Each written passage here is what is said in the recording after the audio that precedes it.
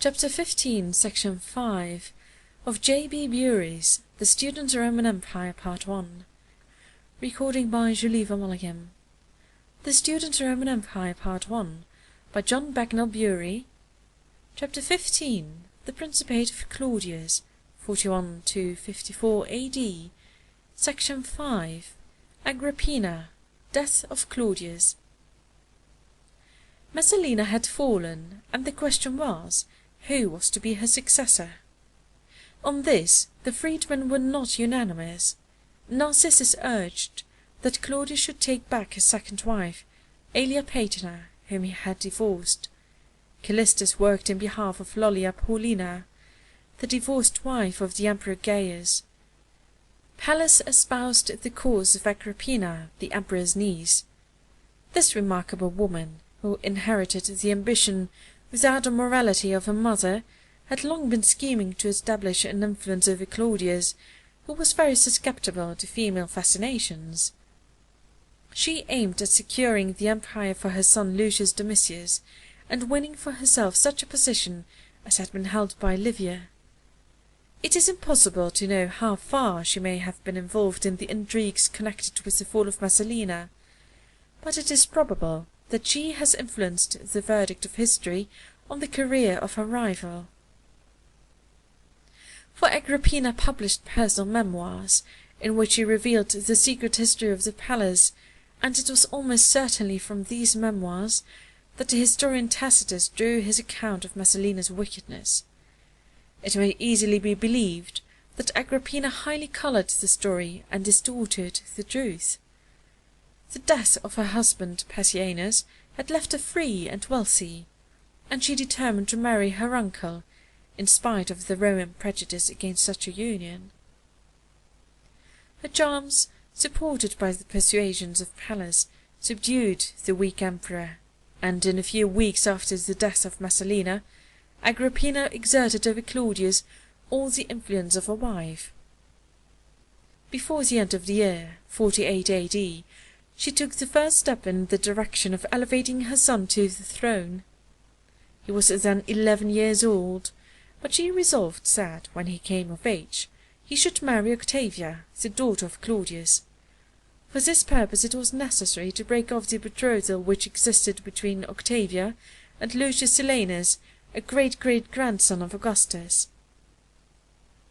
In accomplishing this, Agrippina was assisted by Vitellius, the emperor's colleague in the censorship, who bore a grudge against Silanus and was ready to ruin him. He informed Claudius that Silanus had committed incest with his sister, and the horrified emperor immediately broke off the engagement of his daughter. Silanus, who was a praetor that year, was ordered to lay down his office, and Vitellius, although no longer censor, presumed on his recent tenure of that office to remove the name of Silanus from the list of senators.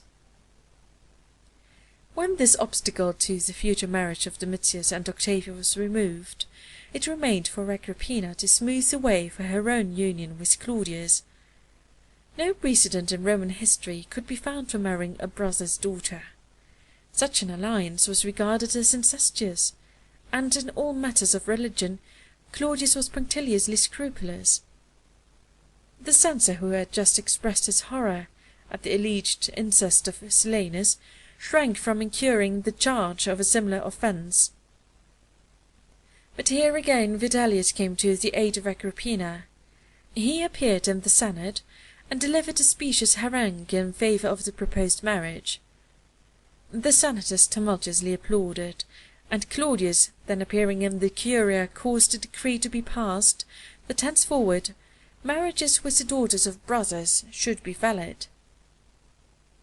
The fourth marriage of Claudius took place in the early days of 49 A.D., and on the wedding day, as it were to bring a curse on the event, Silanus, the betrothed of Octavia, killed himself. Another victim who had come across the path of Agrippina was Lollia Paulina, who had aspired to the hand of Claudius. She was accused of having consulted Chaldean astrologers concerning the imperial marriage, and the emperor himself spoke against her in the Senate. She was banished from Italy, but Agrippina is said to have dispatched a tribune after her to put her to death. While Messalina cared only for sensuality, Agrippina was enamoured of power. She was not content with being the emperor's wife, but wished to be his colleague. This position was designated by the title Augusta, which was conferred upon her in 50 A.D. She was the third woman who bore this title, but it meant for her, as it had meant for Livia, a share in political power, and was not merely, as it had been for Antonia, an honourable title. But Agrippina enjoyed a mark of distinction which had not been granted even to the consort of Augustus. She was the first Roman empress whose image was permitted to appear on coins during her lifetime by decree of the Senate. When Claudius gave audiences to his friends, or to foreign envoys, his wife sat on a throne beside him. We have seen that she gave her name to the new colony of veterans established in the town of Euboea as Colonia Agrippinensis. In order to secure her influence with the freedman Pallas, she is said to have engaged in an intrigue with him, but the court under her rule seems to have been distinguished by outward propriety and certainly by stricter etiquette. Her schemes for her son's advancement rendered her a cruel stepmother to Britannicus. On the 25th of February, 50 A.D., Lucius Domitius was adopted into the Claudian gens under the name of Nero Claudius Caesar Drusus Germanicus. This was the first instance of an adoption of a son by a patrician Claudius, and the emperor was disinclined to take this step, not only on this account, but lest the prospect of Britannicus should be injured. He was overcome, however, by the example of Augustus. The advancement of Nero progressed rapidly. In the following year he was permitted to assume the toga of manhood, and by a decree of the Senate he was made princeps iuventutis, designated to hold the consulship at the age of 20, and he received proconsular power. These honours were sufficient to mark him out as the successor of Claudius to the Principate. But Agrippina went even further, and caused the son to be elected suprannumerum into the 4 chief priestly colleges, the Pontiffs, the Augurs, the Quindicum Viri, and the Septem Viri. This was a distinction which the youthful grandsons of Augustus, Gaius and Lucius, had not received.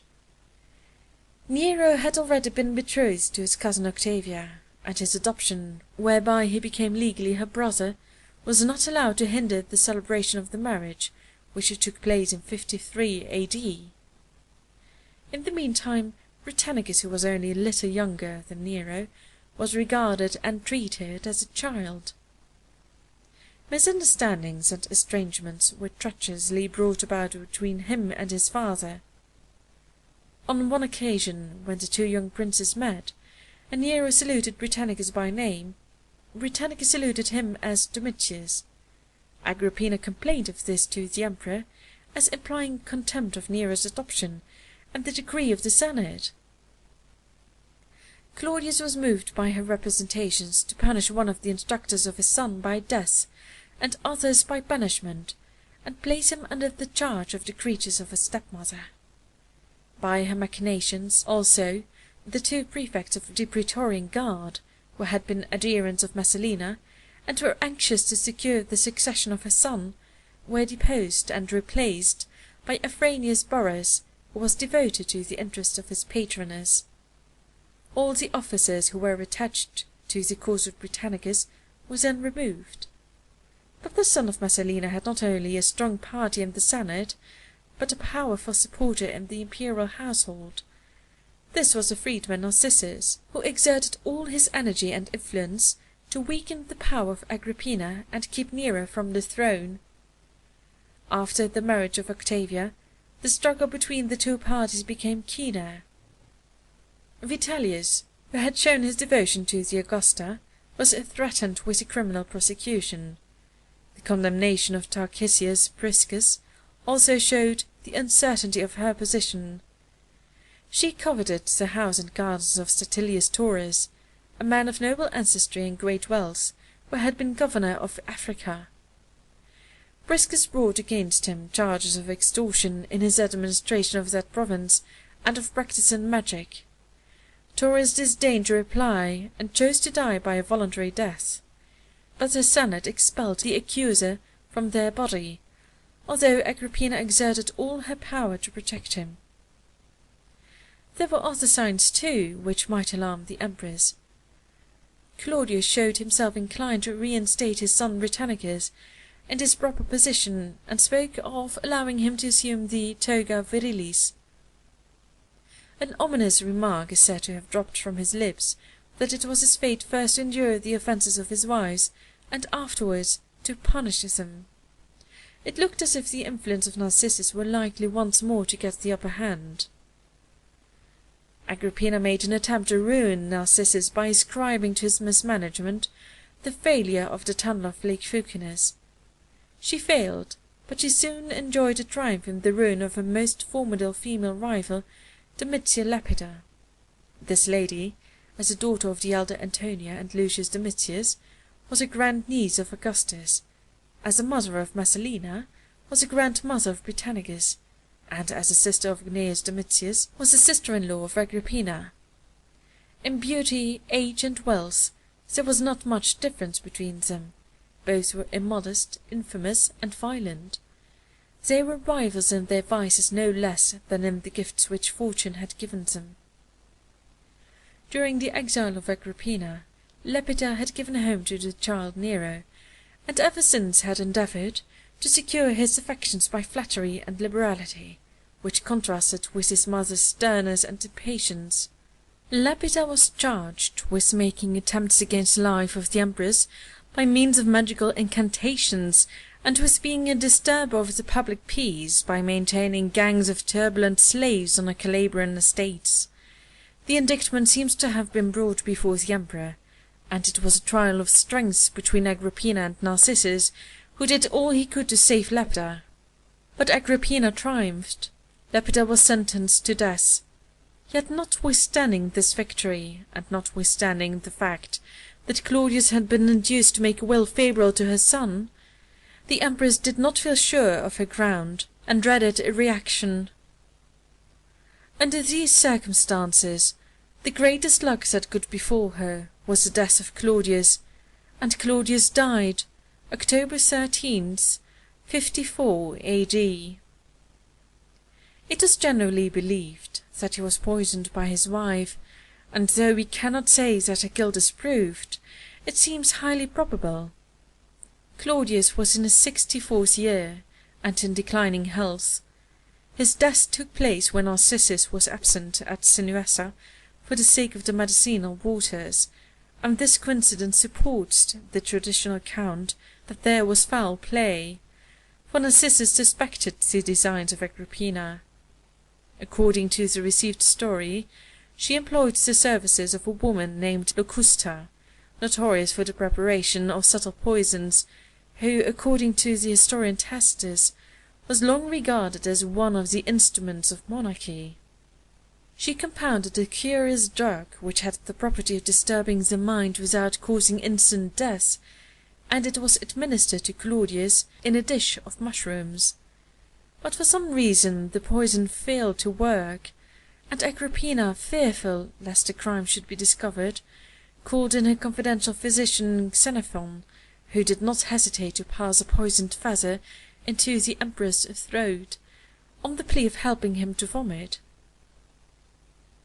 The position of Nero at the death of Claudius was far stronger than that of Gaius at the death of Tiberius.